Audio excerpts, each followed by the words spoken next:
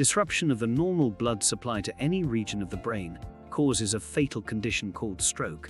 Stroke is a deadly, fatal and life-threatening medical emergency. Stroke are of two types: ischemic stroke and hemorrhagic stroke.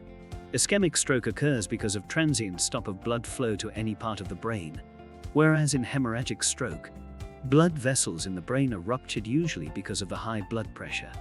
Stroke is one of the most common causes of deaths worldwide. Stroke leads to hypoxia of the brain tissues. So less blood to a part of the brain means less oxygen, and the brain tissues suffer ischemic and atrophy. If blood supply disruption to the brain continues for much longer duration, permanent brain takes place, and it is irreversible. Hypertension, obesity, smoking, atherosclerosis, and hyperlipidemia have been potent causes of stroke. It can be treated medically by thrombolysis or surgically by thrombectomy. Confusion, vision changes, dizziness, abnormal sense of taste, tingling sensation, numbness, balance issues with altered consciousness, and severe headache are few of the key symptoms of stroke. Unhealthy diets and sedentary lifestyle leads to strokes and transient ischemic attacks. One of the most common reasons is the blood clot in the blood vessels. It goes up in brain vessels and blocks the blood supply to the brain, hence causing a stroke or mini-stroke, known as transient ischemic attack.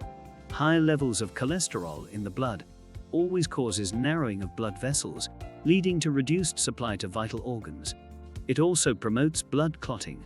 Some lipids such as LDL, VLDL, and triglycerides are considered as bad lipids responsible for causing strokes. Diabetes, carotid artery disease, hypertension, and atherosclerosis are potential causes for a stroke to occur. Hyperlipidemia, atrial fibrillation, smoking, high cholesterol, obesity, sedentary lifestyle, diabetes, old age, and uncontrolled hypertension are the aggravating factors for stroke-related events in patients. In order to differentiate stroke, hyperglycemia is usually ruled out in suspected diabetic patients. Fast face-speech test is used to screen the people with sudden neurological deficits or symptoms. Every single patient who is received at emergency is screened and examined for stroke-related signs and symptoms. CT scan brain is a specific test to diagnose stroke. MRI tests are performed at later stages.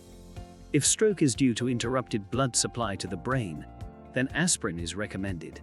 In hemorrhagic stroke, aspirin is contraindicated.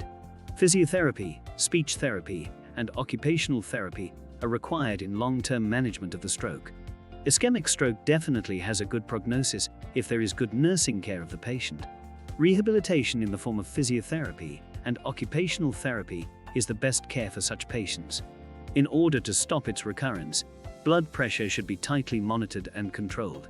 All the potential aggravating factors should be identified in such patients and should be rooted out. Such patients need to be put on medicines that prevent such brain events in future. Lastly, remember that it is important to talk to your doctor or other professional before beginning any sort of supplementation or treatments. Feel free to contact us if you want us to give you the contact information of professionals who work with our network.